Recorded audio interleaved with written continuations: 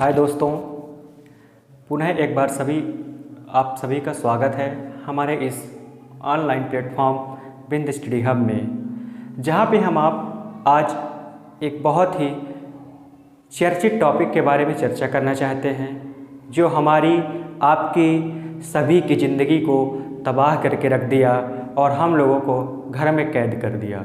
अब आप लोगों को पता चल गया होगा कि आज हम किस टॉपिक के बारे में चर्चा करेंगे। तो आज का जो हमारा टॉपिक है, आज हम चर्चा करेंगे कोरोना वायरस। कोरोना वायरस के ऊपर आज हमारी चर्चा होगी। सामान्य चर्चा करेंगे कोरोना वायरस कैसे आया, कहाँ से आया, भारत में कब आया, इसके बारे में चर्चा करेंगे।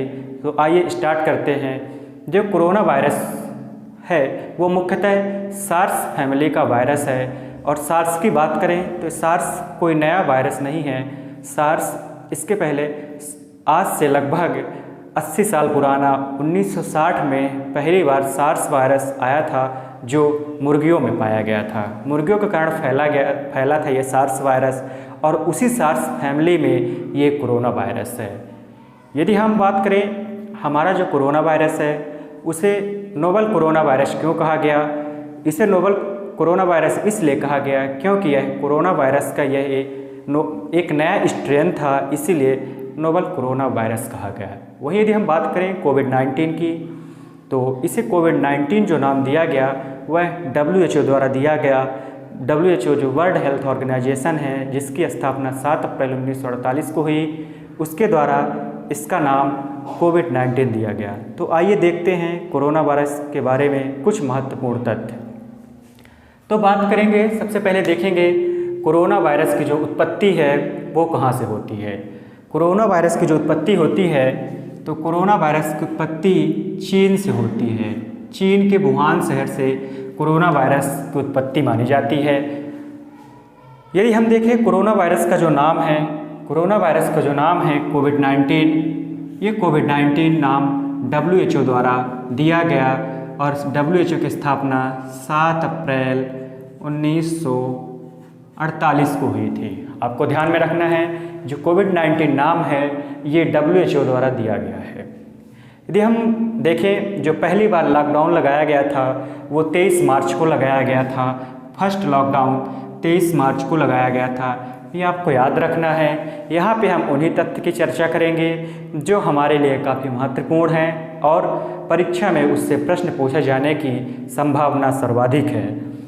तो बड़े ध्यान से देखेंगे। और यदि हम बात करें, जो ये सार्स वायरस होता है, ये सार्स वायरस हमने पहले चर्चा की कि कोरोना सार्स फैमिली का एक वायरस था। तो जो सार्स फैमिली का वायरस और ये बीटा वायरस था, इसके दो रूप आ चुके हैं, अल्फा वायरस, बीटा वायरस आ चुके हैं। तो बीटा फैमिली से था। यदि हम बात करते हैं, जो हमारे लिए यहाँ पे एक बहुत इंपॉर्टेंट क्वेश्चन होता है, वो होता है कि सार्स का फुल फॉर्म क्या है, जो इसके पहले पूछा जा चुका है। क्योंकि सार्स बहुत पुराना नाम है तो पूछा जा चुका है। तो इसका होता है सीवियर एक्यूट रेस्पिरेटरी सिंड्रोम। जो सार्स का फुल फॉर्म होता है वो सीवियर एक्यूट रेस्पिरेटरी सिंड्रोम होता है। आपको ध्यान में रखना है, आने वाले परीक्षा में ये आपको क्वेश्चन 100% मिलेगा, इसलिए आपको ध्यान में रखना है कि सार्स का full form severe acute respiratory syndrome होता है। यदि बात करें कि कोरोना वायरस से जो कौन सा प्रभावित होता है, तो कोरोना वायरस से जो प्रभावित अंग है वो है फेफड़ा। क्या प्रभावित होता है? फेफड़ा प्रभावित होता है, लंग्स प्रभावित होता है। यदि बात करें, यह श्वसन तंत्र जो हमारा रेस्पिरेटरी सिस्टम होता है उसमें डायरेक्ट अटैक करता है कोविड-19। इसके बाद हम देखते हैं इसे नोवेल कोरोना वायरस क्यों कहा गया। नोवेल कोरोना वायरस इसे इसलिए कहा गया क्योंकि यह नया स्ट्रेन था। कोविड का नया कोरोना का नया स्ट्रेन था, इसलिए इसे नोवेल कोरोना वायरस कहा गया। इसके बाद यदि हम चर्चा करें कि कोरोना वायरस कैसे पता चलता है कि हमें कोरोना वायरस है कि नहीं, या फिर इसके लिए कौन सा टेस्ट कराना पड़ता है, तो सामान्य रूप से यदि देखें तो सांस लेने में तकलीफ़ होती है जब, तो हमारे अंदर ये संशय पैदा होता है कि कहीं हमें कोविड तो नहीं हो गया। तो कोविड के लिए जो टेस्ट होता है वो RT-PCR होता है। ये RT-PCR टेस्ट होता है कोविड के लिए। कौन सा टेस्ट होता है? RT-PCR होता है, जिसे रैपिड टेस्ट भी बोलते हैं। क्या बोलते हैं? जिसे रैपिड टेस्ट भी कहते हैं। ये रैपिड टेस्ट किया जाता था। यदि हम बात करें कोविड-19 जो चीन के वुहान शहर से फैला, तो इसके बाद यदि हम बात करें कि जो कोविड-19 से मुक्त सबसे प्रथम देश कौन था, तो हम यूरोपीय देश की बात करेंगे। यूरोपीय देश है एक स्लोवेनिया। कौन सा शहर है? यूरोपीय देश है स्लोवेनिया, जो कोविड-19 से मुक्त पहला देश होता है, जिसको आपको याद रखना है, पूछ सकता है आपसे एग्जाम में। इसके बाद हम चर्चा करेंगे, देखेंगे कि जो कोविड-19 होता है ये आप देख रहे हैं, इस चित्र से आप भली भांति परिचित होंगे और बहुत ही खतरनाक दृश्य है इसका, देखने में बहुत खतरनाक लगता है। इसके बाद हम बात करेंगे जो कोविड है या कोरोना वायरस था वो भारत में पहले कहाँ आया, तो हम उसके बाद देखेंगे। ये भी फैक्ट है, इम्पॉर्टेंट फैक्ट है, ये हमारे लिए इम्पॉर्टेंट फैक्ट हो जाता है कि हमें देखना है कि भारत में जो कोरोना वायरस का पहला केस था वो कहाँ आया। तो भारत में कोरोना वायरस का जो पहला केस है वो केरल में मिला। भारत में कोरोना वायरस का पहला केस केरल में मिलता है। वही हम बात करते हैं जो कोरोना वायरस से पहली मौत होती है वो कर्नाटक में होती है। कोरोना वायरस से पहली मौत कहाँ होती है? कर्नाटक में होती है, आपको इसको ध्यान रखना है। उसके बाद हम यदि हम बात करें एक भी केस में नहीं, जो लक्षद्वीप समूह है वहाँ एक भी कोरोना वायरस के केस नहीं पाए गए थे। यहीं पे बात करें यदि कोविड मुक्त पहला राज्य जो था वो था गोवा। आपको ध्यान में रखना है, जो कोविड मुक्त पहला राज्य था भारत का वो कौन था? गोवा था। इसके बाद हम देखते हैं कि महामारी, जो कोरोना वायरस को महामारी घोषित करने वाला जो पहला राज्य होता है भारत का वो है हरियाणा। हरियाणा भारत का पहला राज्य है जो कोरोना वायरस को महामारी घोषित करता है। और आपको पता होगा कोरोना वायरस एक ग्लोबल डिसीज़ थी। क्या थी? ग्लोबल डिसीज़ थी। ये एक पैंडेमिक था। आप देखेंगे पैंडेमिक और एपिडेमिक दो चीज़ होती है। पैंडेमिक होती है और एपिडेमिक होती है। तो पैंडेमिक का यूज तब करते हैं जब कोई चीज़ ग्लोबल या संपूर्ण विश्व में फैल जाए तो उसे हम क्या बोलते हैं? पैंडेमिक बोलते हैं। तो याद रखना है आपको, यह एक ग्लोबल डिसीज़ थी। इसके बाद हम देखते हैं कि कोरोना वायरस में आने पर जो भारत में प्रथम लॉकडाउन लगाया गया वो लगाया गया राजस्थान में। प्रथम लॉकडाउन कहाँ लगाया जाता है? राजस्थान में लगाया जाता है। वहीं पर हम बात करते हैं कि प्रथम प्लाज्मा बैंक जो है वो दिल्ली में खोला जाता है। भारत का प्रथम प्लाज्मा बैंक दिल्ली में खोला जाता है। यदि हम मध्य प्रदेश की बात करें तो मध्य प्रदेश के इंदौर शहर में प्रथम प्लाज्मा बैंक खोला जाता है। यदि हम बात करें प्रथम हॉस्पिटल जो बनता है कोविड-19 के लिए, तो कोविड-19 के लिए जो प्रथम हॉस्पिटल बनता है वो मुंबई में बनता है, रिलायंस का। मुंबई में बनता है रिलायंस का। इसके बाद देखेंगे मध्य प्रदेश की बात करेंगे। मध्य प्रदेश में कोरोना वायरस का प्रथम केस कहाँ पाया गया, पहली मौत कहाँ हुई, तो आइए देखते हैं। मध्य प्रदेश की बात करें तो मध्य प्रदेश में जो पहला केस पाया गया था वो जबलपुर में पाया गया था।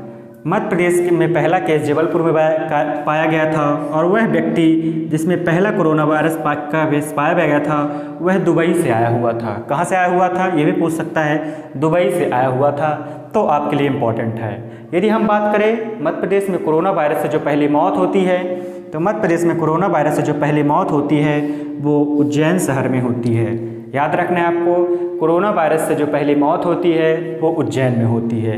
यदि हम बात करते हैं मध्य प्रदेश में जो कोविड-19 का पहला टीका किसे लगा, तो मध्य प्रदेश में कोविड-19 का पहला टीका संजय यादव को लगता है, जो भोपाल हॉस्पिटल में सफाई कर्मचारी थे। आपको याद रखना है ये सफाई कर्मचारी हैं, भोपाल के हैं संजय यादव, इनको याद रखना है। यदि हम वहीं पे बात करें कि एमपी का कौन सा ऐसा ज़िला है, मध्य प्रदेश में कौन सा ऐसा ज़िला है जहाँ पे 100% टीकाकरण हुआ था, तो वो 100% टीकाकरण हुआ था जमुई गांव, शहडोल का एक ग्राम है, जमुई गांव में 100% टीकाकरण हुआ था। आपको याद रखना है, मध्य प्रदेश की दृष्टि से ये फैक्ट वेरी मोस्ट है, आपको आने वाले एग्जाम में यह देखने को मिलेगा। तो ये रही कोरोना वायरस से सामान्य चर्चा। इसके बारे में हम देखें, इसके आगे हम देखेंगे कि कोरोना वायरस से के कौन कौन सी वैक्सीन बनी, कौन सी वैक्सीन किस कंपनी ने बनाई, वो कंपनी कहाँ की है, इसके बारे में हम चर्चा करेंगे आगे। तब तक आप इसका स्क्रीनशॉट ले लीजिए।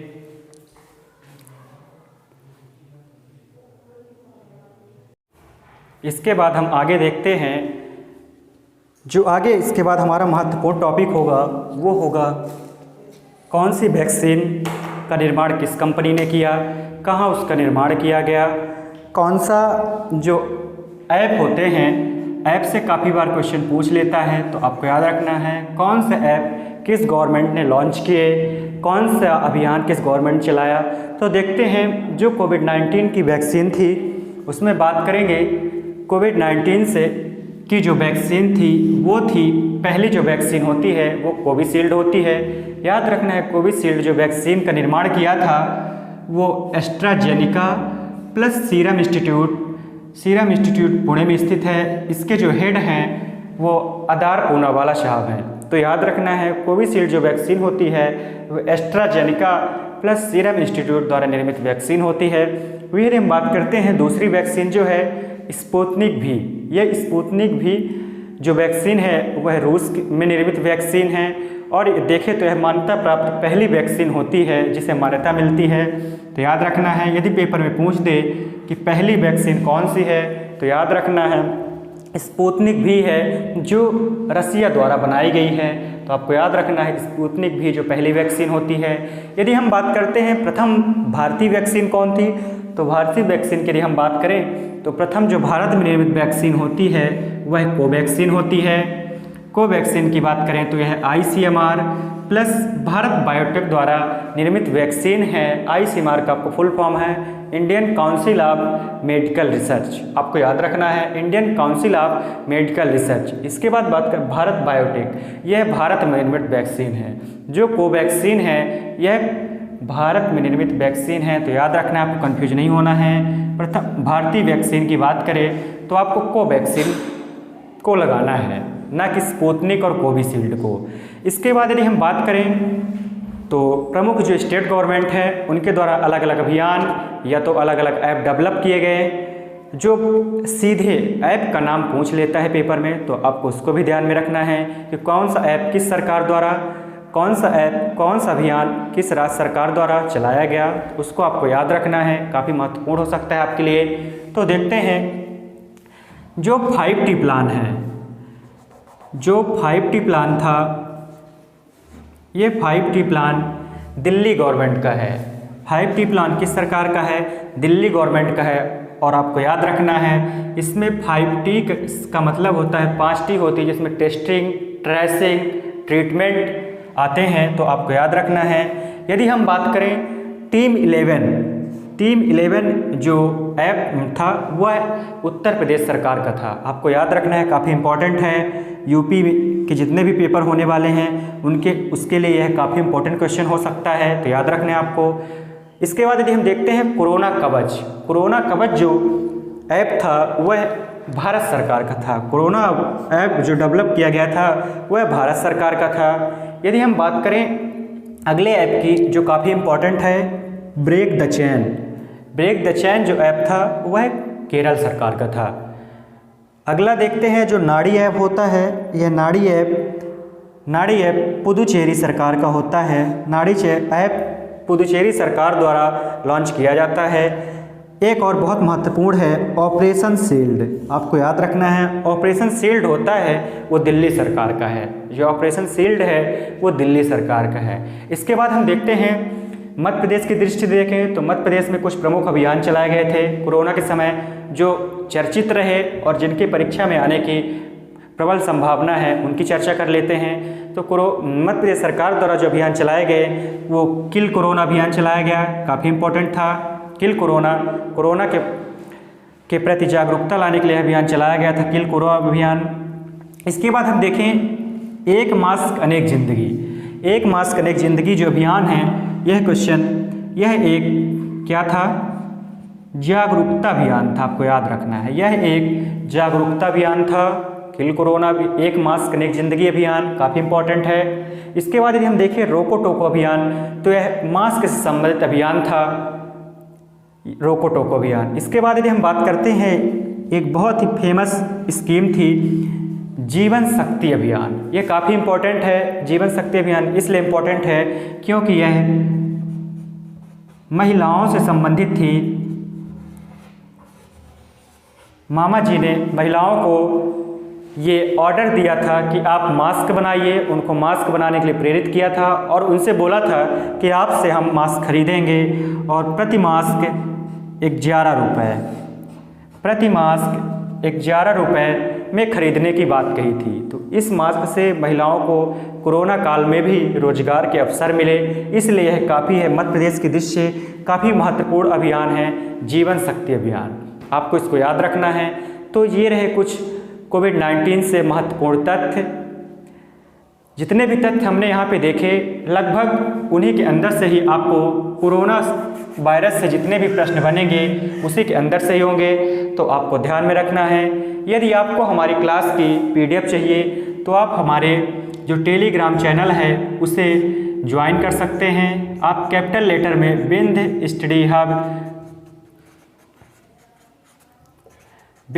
हब टेलीग्राम चैनल को ज्वाइन करें और वहाँ से जितनी भी कक्षाएं यहाँ पे होती हैं उन सब की आपको PDF मिल जाएगी। यदि आपको यह वीडियो पसंद आया हो तो आप वीडियो को लाइक करें और दोस्तों तक शेयर करें, साथ साथ सब्सक्राइब भी करें। मिलते हैं अगले वीडियो में, तब तक के लिए आप सभी का बहुत बहुत धन्यवाद।